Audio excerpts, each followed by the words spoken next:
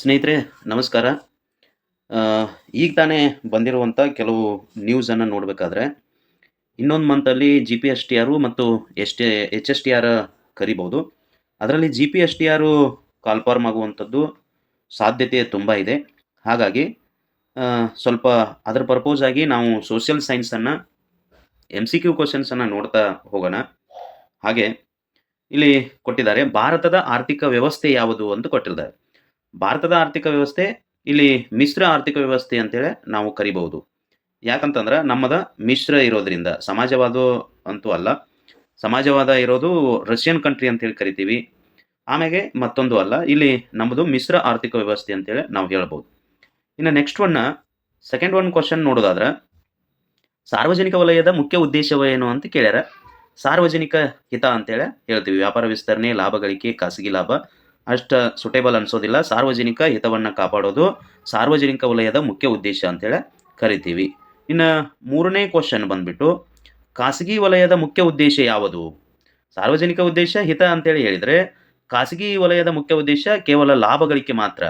ಉದ್ಯೋಗ ಅಂತ ಹೇಳ್ಬೋದು, ತೆರಿಗೆ ಪಾವತಿ, ಸಮಾಜ ಸೇವೆ ಸ್ವಲ್ಪ ಮಟ್ಟಿಗೆ ಕರೆಕ್ಟ್ ಅನಿಸಿದ್ರೆ, ಇಲ್ಲಿ 100% ಕರೆಕ್ಟ್ ಇರೋದು ಯಾವುದು ಅಂತಂದ್ರೆ ಲಾಭ ಗಳಿಕೆ ಅಂತೇಳಿ ಹೇಳ್ತೀವಿ.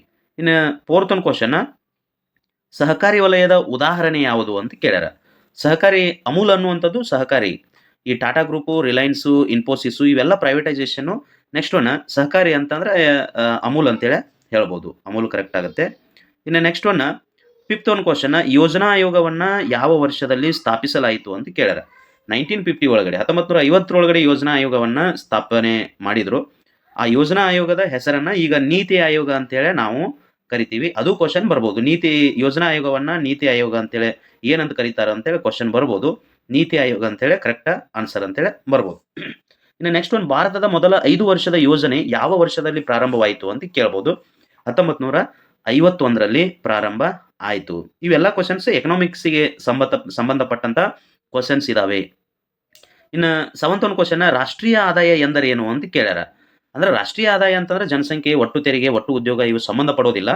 ದೇಶದ ಒಟ್ಟು ಆದಾಯವನ್ನ, ಟೋಟಲಿ ನಮ್ಮಲ್ಲಿ ಬರುವಂತ ಇನ್ಕಮ್ಗೆ ಏನಂತ ಕರಿತೀವಿ? ರಾಷ್ಟ್ರೀಯ ಆದಾಯ ಅಂತೇಳಿ ನಾವು ಕರಿತೀವಿ. ಇನ್ನು ಏಳ್ತ್ ಕ್ವಶನ್, ಪ್ರಾಥಮಿಕ ಕ್ಷೇತ್ರದಲ್ಲಿ ಯಾವುದು ಸೇರಿದೆ ಕೆಳಗಿಂದ ಅಂತೇಳಿ ಹೇಳ್ಯಾರ. ಇಲ್ಲಿ ಕಾರ್ಖಾನೆ, ವ್ಯಾಪಾರ, ಬ್ಯಾಂಕಿಂಗ್. ಈ ಕಾರ್ಖಾನೆಯನ್ನು ಸೆಕೆಂಡರಿ ಅಂತೇಳಿ ಕರಿತೀವಿ. ಅಗ್ರಿಕಲ್ಚರ್, ಕೃಷಿ ಅನ್ನೋದು ಏನೈತಿ ಅಂತಂದ್ರೆ ಪ್ರಾಥಮಿಕ, ಪ್ರೈಮರಿ ಸೆಕ್ಷನ್ ಅಂತೇಳಿ ನಾವು ಕರಿತೀವಿ. ಇನ್ನು ನೈನ್ತ್ ಕ್ವಶನ್, ದ್ವಿತೀಯ ಕ್ಷೇತ್ರದ ಉದಾಹರಣೆ ಯಾವುದು ಅಂತ ಕೇಳ್ಯಾರ. ಇಲ್ಲಿ ದ್ವಿತೀಯ ಅಂತಂದ್ರೆ ಉತ್ಪಾದನಾ ಕೈಗಾರಿಕೆ, ಇವೆ ಫ್ಯಾಕ್ಟರಿ ಅಂತ ಏನು ಬರ್ತಾವಲ್ಲ ಇವೆಲ್ಲವೂ ದ್ವಿತೀಯ ಅಂತ ಹೇಳಿ ನಾವು ಕರಿಬಹುದು.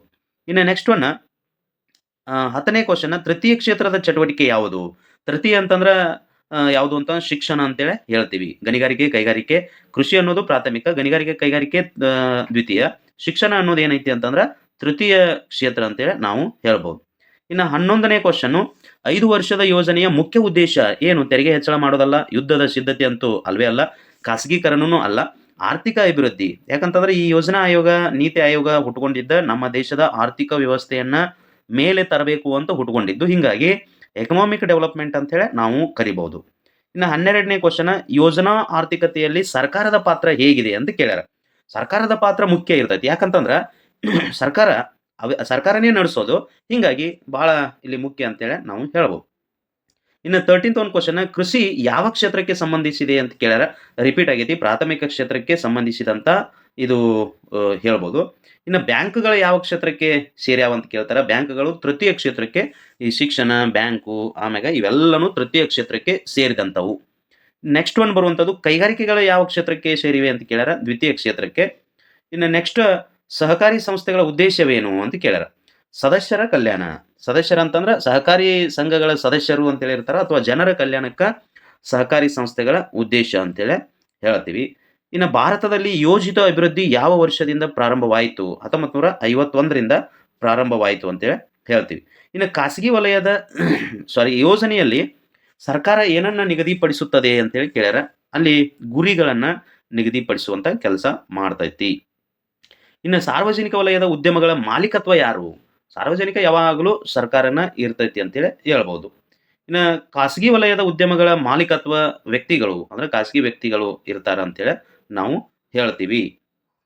ನೆಕ್ಸ್ಟ್ ಆರ್ಥಿಕ ಚಟುವಟಿಕೆಗಳ ಮುಖ್ಯ ಉದ್ದೇಶ ಏನು ಅಂತಂದ್ರೆ ಅವಶ್ಯಕತೆಗಳನ್ನ ಪೂರೈಸೋದಕ್ಕೆ ಆರ್ಥಿಕ ಚಟುವಟಿಕೆಗಳ ಮುಖ್ಯ ಉದ್ದೇಶ ಅಂತ ಹೇಳ್ತೀವಿ. ಇನ್ನು ನೆಕ್ಸ್ಟ್ ಉದ್ಯೋಗ ಸೃಷ್ಟಿ ಯಾವ ಅಭಿವೃದ್ಧಿಗೆ ಸಂಬಂಧಿಸಿದೆ ಅಂತ ಕೇಳ್ಯಾರ. ಇದು ಆರ್ಥಿಕ ಅಭಿವೃದ್ಧಿಗೆ ಸಂಬಂಧಿಸಿದಂತ ಕೆಲಸ. ಉದ್ಯೋಗ ಸೃಷ್ಟಿ ಮಾಡೋದು ಆರ್ಥಿಕವಾಗಿ ನಾವು ಡೆವಲಪ್‌ಮೆಂಟ್ ಆಗಬೇಕು ಅಂತ ಹೇಳಿ ಮಾಡಿರ್ತಾರ. ನೆಕ್ಸ್ಟ್ ಒನ್ ಆರ್ಥಿಕ ಅಭಿವೃದ್ಧಿಯಿಂದ ಏನು ಹೆಚ್ಚಾಗುತ್ತದೆ? ಜೀವನ ಮಟ್ಟ ಸುಧಾರಿಸ್ತತಿ. ನಿರುದ್ಯೋಗ ಅಲ್ಲ, ಅಶಿಕ್ಷೆ ಅಲ್ಲ, ಬಡತನ ಅಲ್ಲ. ಎಕನಾಮಿಕ್ ಆಗಿ ಡೆವಲಪ್‌ಮೆಂಟ್ ಆದ್ರೆ ನಮ್ಮ ಜೀವನ ಮಟ್ಟನೂ ಸ್ವಲ್ಪ ಸುಧಾರಣೆ ಆಗುತ್ತೆ ಅಂತ ಹೇಳಿ ಕರೆಕ್ಟ್ ಆನ್ಸರ್ ನಾವು ಬರಿಬಹುದು. ಇನ್ನು ಗ್ರಾಮೀಣ ಅಭಿವೃದ್ಧಿ ಮುಖ್ಯವಾಗಿ ಯಾವ ಕ್ಷೇತ್ರದ ಮೇಲೆ ಅವಲಂಬಿತ ಆಗೈತಿ? ಗ್ರಾಮೀಣ ಅಭಿವೃದ್ಧಿ ಯಾವಾಗಲೂ ಕೃಷಿ ಕ್ಷೇತ್ರದ ಮೇಲೆ ಅವಲಂಬಿತ ಆಗಿರೋದ್ರಿಂದ ಸಿ ಆನ್ಸರ್ ನಾವು ಕರೆಕ್ಟ್ ಅಂತ ಹೇಳಿ ಹೇಳ್ತೀವಿ.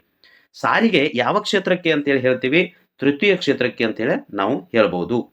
ಇನ್ನು ವಿದ್ಯುತ್ ಉತ್ಪಾದನೆ ಯಾವ ವಲಯಕ್ಕೆ ಸೇರಿದೆ ಅಂತ ಕೇಳಬಹುದು? ಸಾರ್ವಜನಿಕ. ವಿದ್ಯುತ್ತನ್ನ ನಾವು ಖಾಸಗಿ ಕಂಪನಿಗಳಿಗೆ ಎಲ್ಲೂ ಕೊಟ್ಟಿಲ್ಲ. ಹೀಗಾಗಿ ಅದು ಸಾರ್ವಜನಿಕ ಕ್ಷೇತ್ರಕ್ಕೆ ಸಂಬಂಧಿಸಿದೆ ಅಂತ ಹೇಳಿ ಹೇಳ್ತೀವಿ. ಇನ್ನು ಸಾರ್ವಜನಿಕ ವಲಯವನ್ನ ಏಕೆ ಸ್ಥಾಪಿಸಲಾಗಿದೆ ಅಂತ ಕೇಳ್ಯಾರ. ಸಾಮಾಜಿಕ ಕಲ್ಯಾಣಕ್ಕಾಗಿ, ಲಾಭಕ್ಕಾಗಿ ಅಲ್ಲ, ವ್ಯಾಪಾರಕ್ಕಾಗಿ ಅಲ್ಲ, ಸ್ಪರ್ಧೆಗಾಗಿ ಅಲ್ಲ, ಸಮಾಜದ ಒಳಿತಿಗಾಗಿ ಅದನ್ನ ಸ್ಥಾಪನೆ ಮಾಡಿರುವಂಥದ್ದು. ಇನ್ನು ನೆಕ್ಸ್ಟ್ ಒನ್ ಆರ್ಥಿಕ ಯೋಜನೆಗಳಲ್ಲಿ ಏನು ಮುಖ್ಯ ಅಂತ ಕೇಳ್ಯಾರ. ಆರ್ಥಿಕ ಯೋಜನೆಗಳಲ್ಲಿ ಯಾವಾಗೂ ಗುರಿ ಮತ್ತು ಸಂಪನ್ಮೂಲಗಳು ಮುಖ್ಯ. ರಾಜಕೀಯ ಅಲ್ಲ, ಯುದ್ಧ ಅಲ್ಲ, ಜನಸಂಖ್ಯೆನೂ ಅಲ್ಲ. ನಮ್ಮ ಗುರಿ ಮತ್ತು ಸಂಪನ್ಮೂಲಗಳು ಮಾತ್ರ ಮುಖ್ಯ ಅಂತೇಳಿ ನಾವು ಹೇಳ್ಬೋದು.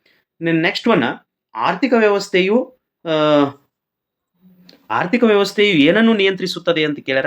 ಆರ್ಥಿಕ ವ್ಯವಸ್ಥೆ ಯಾವಾಗಲೂ ಉತ್ಪಾದನೆ, ವಿತರಣೆ, ಉಪಯೋಗಗಳನ್ನ ನಿಯಂತ್ರಿಸುವಂತ ಕೆಲಸ ಮಾಡ್ತೈತಿ ಅಂತ ಹೇಳ್ಬೋದು. ಇವೆಲ್ಲಾನು ಕರೆಕ್ಟ್ ಆನ್ಸರ್. ಹೀಗೆ ಪ್ರತಿಯೊಂದು ಚಾಪ್ಟರ್ ಮೇಲ್ಗಡೆ ಕ್ವಶನ್ ಆನ್ಸರ್ಸ್ ಅನ್ನ ಹೇಳ್ತಾ ಹೋಗ್ತೀನಿ. ನಮ್ಮ ವಿಡಿಯೋ ನಿಮಗೆ ಇಷ್ಟ ಆಗಿತ್ತಂದ್ರೆ ಫಾಲೋ ಮಾಡ್ರಿ, ಹಾಗೆ ಸಬ್ಸ್ಕ್ರೈಬ್ ಮಾಡ್ರಿ. ನಮಸ್ಕಾರ.